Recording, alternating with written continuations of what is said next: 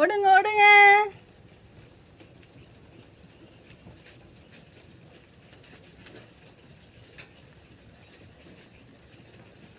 Hi friends, நம்ம நேற்று சாயந்தரம் கொஞ்சம் வெளியில் போயிட்டு வந்தோம். ஒரு வரவேற்பு ஃபங்க்ஷனுக்காக போயிட்டு வந்தோம். போயிட்டு ஒரு 10:15 தான் வீட்டுக்கு வந்தோம். ஏன் அப்படின்னு பார்த்தீங்கன்னா, இந்த ஊருக்கு போகிறதுக்கு ஒரு அரை மணி நேரம், வரத்துக்கு ஒரு அரை மணி நேரம், ஃபங்க்ஷனில் ஒரு அரை மணி நேரம், 1.5 மணி நேரம் 2 மணி நேரம் தான் டைமே. கரெக்டாக நாங்கள் போனது அரை மணி நேரத்தில் போயாச்சு. ஃபங்க்ஷன் ஒரு அரை மணி நேரத்தில் முடிச்சுட்டு வேனில் ஏறியாச்சு. வேனை வந்துச்சு. டிரைவர் முக்கியமாக செய்ய வேண்டிய விஷயத்த செய்ய மறந்துட்டார் போல இருக்குது. பெட்ரோல் போடணும் இல்லையா, பெட்ரோல் போடல. வண்டி வழியிலே பிரேக் டவுன் ஆகி நின்றுடுச்சு. நாங்கள் 8 மணிக்கு கிளம்புனோம். 8:45 வீட்டுக்கு வந்திருக்கலாம். பசங்க அந்த குழந்தைகள்லாம் கத்த ஆரம்பிச்சிச்சு வேனில் காற்று இல்லாமல்.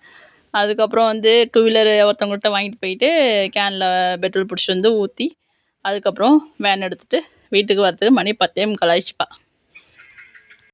நேற்று நம்ம ரஞ்சித் தம்பி கேட்டிருந்தாங்க, அக்கா வீடியோ வருமா நைட் அப்படின்னு கேட்டிருந்தாங்க. இல்லைப்பா, நான் வெளியில் வந்திருக்கோம் அப்படின்னு சொன்னோம். இன்றைக்கி ஒரு ஆட்டுக்கு செனை கலங்கிடுச்சுப்பா. இன்றைக்கி இல்லை, ஒரு வாரத்துக்கு முன்னாடியே கலங்கிடுச்சு. அது என்னோடய பாசக்கார ஆடு. அது என்ன சொல்கிறது அப்படின்னே தெரியல. ஒரு ஆட்டுக்கு இல்லை, ஒரு 2-3 ஆட்டுக்கு செனை கலங்கிடுச்சு. அது எதனால் அப்படின்னு சொல்கிறேன். அதுதான் ரீசனாக அப்படிங்கிறத உங்களுக்கு தெரிஞ்சால் கமெண்ட் பண்ணுங்கள். இப்போ வாங்க நம்ம என்ன ஏதுன்ட்டு பார்க்கலாம். அதுக்கு முன்னாடி நம்ம ஆடுங்களுக்கெலாம் கடலை கேக் கொடுத்து செலிப்ரேட் பண்ணணும் அப்படின்னு சொல்லியிருந்தோம் இல்லையா. எதுக்காக அப்படின்னு புதுசாக வந்தவங்களுக்கு தெரியாது. நம்ம 5000 சப்ஸ்கிரைபர் வந்தாச்சு அப்படிங்கிறதுனால ஆடுங்களுக்கெல்லாம் கடலை கேக் கொடுத்து நம்ம அதுங்களை கொஞ்சம் மகிழ்விக்கணும் அப்படின்னு ஆசைப்பட்டோம். அதனால தான் கடலை கேக் கொடுத்தோம் அதுங்களுக்கு. இப்போ வாங்க அதை பார்த்துட்டு எந்த ஆட்டுக்கு அது மாதிரி ஆணுச்சிங்கிறதையும் பார்க்கலாம்ப்பா. அப்புறம் ஆட்டுக்கு அடத்தீவனம் இன்றைக்கி முளை கட்டி கொடுத்தோம். கம்புலாம் முளைக்க வச்சு கொடுத்தோம். அதையும் எப்படிங்கிறதையும் பார்க்கலாம்ப்பா. இதுதான் கடலை கேக். எல்லாம் திம்பானுங்களா என்னன்னு தெரியல. கல்லையை திங்கும் போது கடலை கேக்கை திங்காமல் இருக்க மாட்டானுங்க. கொடுக்குவோம். நம்ம அழகி இங்கே ஊட்டிகிட்டு இருக்காங்க. நம்ம எல்லாம் மதியானம் ஊட்ட விட்டோமா, அப்படியே சரி கடலை கேக் எடுத்து கொடுத்துடலாம் அப்படின்ட்டு விட்டாச்சு. ஃபஸ்ட்டு அழகி கொடுத்து பார்க்கலாம்.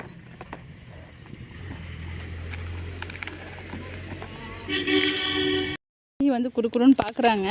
நம்ம நிறைய எது சாப்பிட்டாலும் சரி, பட்டாணி சாப்பிடுவானுங்க, ரொட்டி சாப்பிடுவானுங்க, எது கொடுத்தினாலும் குறுக்குறுன்னு பார்க்குங்க.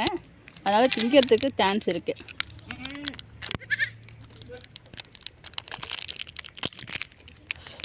இந்த வரண்டி இருங்க, பிரிச்சுட்டு வரேன். இந்தா அழகி, பரவாயில்ல, திங்கிறானுங்க. ஒவ்வொருத்தவங்களுக்காக கொடுத்துட்டு வரலாம் நம்ம. தங்க பிள்ளை நெத்தி வேலை, இந்தா அம்மா ஸ்வீட் கொடுக்குறேன் பாரு. இந்த தங்கம், இந்தாடி, இந்தம்மா, இந்தா பா, இங்கே பாருடி ஸ்வீட்ரா. சாப்பிட்டு பார்த்தீங்கன்னா அப்புறம் பின்னாடியே சுற்றுவேன். இந்தா, அப்புறம் அம்மாட்ட மயில்கிட்ட கொடுத்துருவேன். கீழே போட்டுறாத. அழகாக சாப்பிட்டுச்சு இல்லைம்மா, அசை போட்டுட்ருக்காரு, அதனால தான், வேறு ஒன்றும் இல்லை. ஆனு ஓகே, சூப்பர். என் மயில் தங்கம் தான்டா சூப்பராக சாப்பிடும். இந்தாடி மயிலே. ஏ தங்கம், இங்கே என்ன நட்டுக்கிட்டு மட்டும் திங்குதே. தங்கமே திங்கக்கூடாது தங்கம். எவ்வளோ அழகாக சாப்பிட்றாங்க பாருங்கள். நம்ம மீதியை போய் எடுத்துகிட்டு வரலாம். நம்பி பிரிக்கலாம், தாராளமாக கொடுக்கலாம். எடுத்துகிட்டு வரேன் இருங்க. நம்ம பிரித்து வச்சுப்போம் கையில். நம்ம மயில் தங்கம் திங்கிது பாருங்கள். எல்லாத்துக்கும் சளி பிடிச்சிச்சுப்பா. காலையில் தான் சளி மருந்து போட்டு விட்டோம். இந்தாம்மா, இந்தா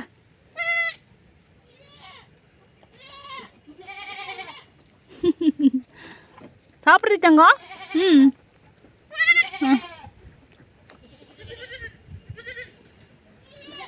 புதுசாக வீடியோ பார்க்குறவங்களுக்கு தெரியாது எதுக்கு நம்ம கடலை கேக் கொடுக்கணும் அப்படின்ட்டு. இதுக்கு முன்னாடி போட்டிருக்க வீடியோவில் போயிட்டு பார்த்தீங்கன்னா என்ன விஷயத்துக்காக ஆடுங்களுக்கெலாம் கடலை கேக் கொடுக்கணும் அப்படிங்கிறது தெரியும் உங்களுக்கு. இந்தம்மா சில ஆடு நம்மக்கிட்ட பழக்கம் கிடையாது, அதனால் வரமாட்டானுங்க. இந்தம்மா, இவங்க டோன் டச். உடுக்கையோட புள்ள வரமாட்டானுங்க. இந்தாடி இந்தாம்மா நீ சாப்பிடு. இந்தா வா. டேய் இந்தாம்மா பம்பு உடுக்கப்புல உடுக்கப்புல. இந்தா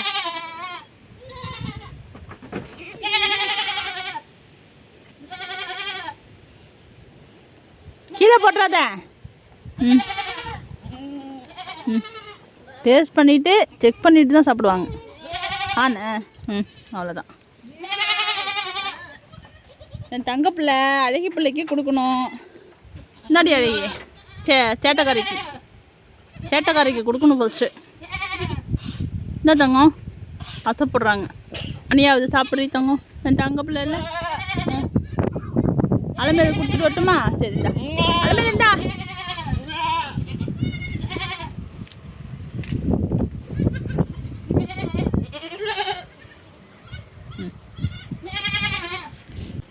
நம்ம சைடுக்கு கொடுப்போம். இந்தாடி சைடுமா இந்தா.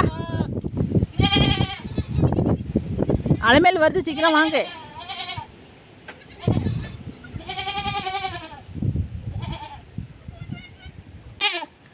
அலாட்டுமா இந்தம்மா இந்தாடி தங்கம்.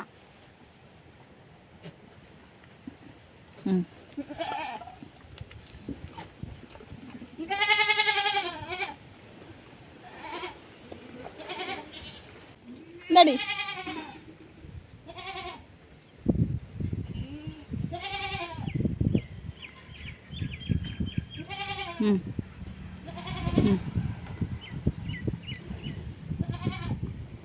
இப்போ நம்ம எல்லாருக்கும் கடலை கேக்கு கொடுத்தாச்சு. அடுத்தது வந்து நம்ம அடை தீவனம் எப்படி முளை கட்டி கொடுத்தோம் அப்படிங்கிறத வீடியோக்குள்ளே போய் பார்க்கலாம் வாங்கப்பா.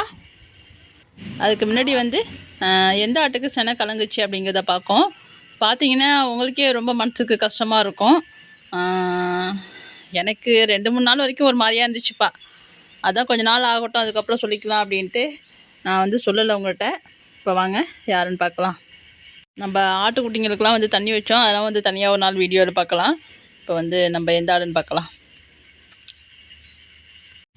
நம்ம சேட்டைக்கறி இருக்குது இல்லையா, அதுக்கு தான் வந்து செனை களைஞ்சிடுச்சு. இது மட்டும் இல்லை, இன்னொரு 2-3 ஆட்டுக்கு வந்து அதேமாரி தான் ஆயிடுச்சு. தொடர்ச்சியாக வந்து இது 2-3 நாளில் வந்து நடந்தது. பிபிஆர் ஊசி செனை ஆட்டுக்கு போடலாமா அப்படிங்கிறத தெரிஞ்சவங்க வந்து கமெண்டில் சொல்லுங்கப்பா. நம்ம வந்து டாக்டரை வந்து 100 நட போல் கேட்டுட்டு தான் போட்டோம்.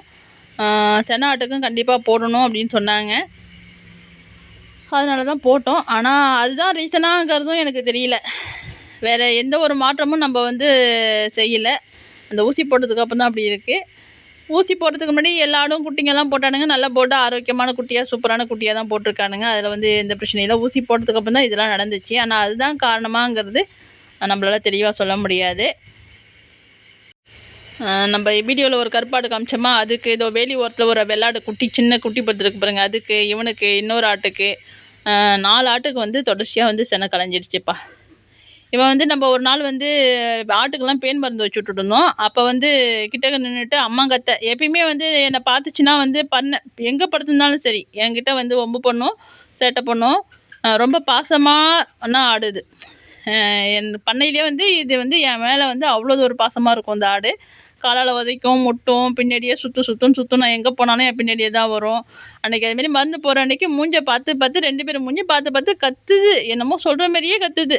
வயிற்று வலியில் கத்துறானா, ஒரு நாளும் கத்த மாட்டானே, சேட்டை மட்டும் தானே பண்ணோம் அப்படின்னு 2 பேருமே பேசிக்கிட்டே மருந்தை போட்டுட்டு ஒரு 11 மணிக்கெலாம் வந்து ஓட்டிகிட்டு போனாங்க ஆட்டை. ஓட்டிகிட்டு போன இடத்துல வந்து அங்கேயும் மேயாமல் நின்று ஒரு மாதிரி உருவமே இல்லாமல் உருண்டையாக ஏதோ ஒன்று போட்ட மாதிரி போட்டுடுச்சுப்பா அப்படின்னாங்க. அப்போ தான் தெரிஞ்சிச்சு இதுக்கு வந்து செனை களைஞ்சிருச்சிங்கிறது. அப்புறம் சாயந்தரம் வந்ததுக்கப்புறம் என்ன பண்ணுச்சுன்னு பார்த்தீங்கன்னா, மேய்ஞ்சிட்டு வந்ததுக்கப்புறம் என்ன பண்ணுச்சுன்னு பார்த்தீங்கன்னா, பண்ணை மேலே ஏறிக்கிட்டு குட்டிங்களை பார்த்து கத்துறான். அப்படி ஒரு ஒரு 2 நாள் வரைக்கும் கத்த ஓயல. எனக்கு ரொம்ப மனசுக்கு கஷ்டமாக இருந்துச்சு. எனக்கு மற்ற ஆட்டை விட இந்த ஆடுனா எனக்கு ரொம்ப ஒரு இது. அதுக்காக தான் இதுக்கு வந்து நான் சேட்டைக்காரின்னு பேர் வச்சதே. இவனுக்கு நடந்தது ஒரு மாதிரி தாங்கிக்க முடியல. மற்ற ஆடெல்லாம் பற்றி எனக்கு அந்த யோசனை வரல. அங்கே பிள்ளை அதுலேருந்து ஆள் வந்து நம்மக்கிட்ட வரதில்லை, சோடையாக இருக்கான். நம்ம குட்டிங்களை வந்து மோந்து பார்த்துட்டு இருந்தான். அப்புறம் பால் கறந்து பார்த்தேன், பாலும் வந்துச்சு. அப்புறம் 2-3 நாள் மட்டும் கறந்து விட்டேன். அதுக்கப்புறம் ஒன்றும் செய்யலை. மடியில் வந்து பால் இல்லை. இப்போல்லாம் வந்து அந்த சேட்டையெல்லாம் பண்ணுறதில்லப்பா. ஆள் வந்து அமைதியாக ஒரு மாதிரியாக சோகமாகவே இருக்குது. படுத்துக்கிறான். நம்ம வந்தாலும் நம்ம கிட்டக்க வரதில்லை. அவ்வளோ அன்னைக்கு சனக்கலங்குச்சு பாருங்கள். அதோட சேட்டை கிட்ட எல்லாம் டல்லாகிடுச்சு. ஆளே ஒரு மாதிரி இருக்குது. இந்நேரம் இது நல்லா இருந்துச்சுன்னா ஏறி நான் வந்த வேகத்துக்கு உடனே நான் என்னை பார்த்துச்சுன்னா எங்கே போகிறதுனாலும் எழுந்திரிச்சிட்டு வந்து இதில் ஒரு காலை வச்சுக்கிட்டு என் முடியை பிடிச்சி இழுத்து போகிறதுக்கு ட்ரை பண்ணணும். இப்போ வந்து ஆள் அப்படியே படுத்துருக்கு பாருங்கள். ஆண்டி தங்கம், கால் வலிக்குதா? அம்மா கால் அமைக்க விட்டுமா? அதுங்களுக்கு மனசுக்குள்ளே கவலை இருக்கும்ல.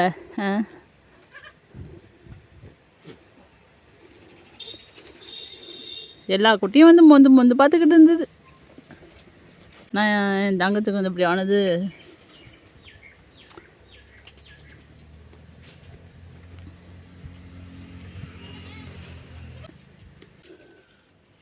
எங்களுக்கு ஏறுறதுக்கு இடம் இல்லையா, வர்றதுக்கு வழி இல்லையா? அங்கே பாருங்கள், ஷார்ட் ரூட்டில் வராங்க. இதெல்லாம் என்னத்த செய்யறது?